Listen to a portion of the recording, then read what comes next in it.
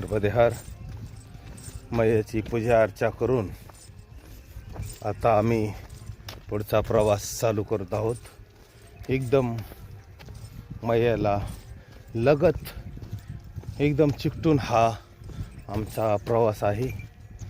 ह्या मार्गे फक्त पायी परिक्रमा अशीच प्रवास करू शकतात, सायकलवाला सुद्धा येऊ शकत नाही। नर्मदे हर। आणि ज्यावेळेस आपण मैयाच्या किनारी चालतो, तिचं चिंतन करतो, त्यावेळेस जो आनंद भेटतो तो फक्त जो अनुभवू शकतो त्यालाच त्याचा साक्षात्कार होऊ शकतो। नर्मदे हर। कारण हा अनुभव हा फार जगावेगळा आहे।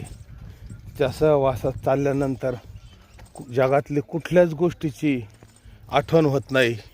नर्मदे हर, नर्मदे हर, नर्मदे हर।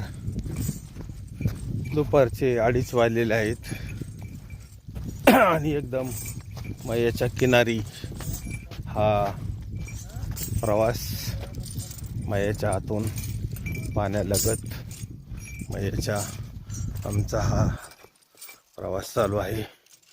नर्मदे हर। आज नर्मदे हर। आज परिक्रमेचा 60 दिवस होतील पूर्ण आणि एकदम मैयाच्या किनारी आमचा प्रवास। हे पहा, पुढं परिक्रमावासी चाललेले आहेत पगदंडीने। नर्मदे हर। हे मैयाचं पात्र, पलीकडा तट। नर्मदे हर। दुपारची 2:30 वाजलेले आहेत आणि आमचा किनारी हा प्रवास चालू आहे। नर्मदे हर, नर्मदे हर। मैयाच्या किनारी एकट्याने प्रवास करायला खूप आनंद येतो। शांत वातावरण राहतं आणि चिंतन करीत चाललं का ऑक्सिजन बी फुल भेटतो।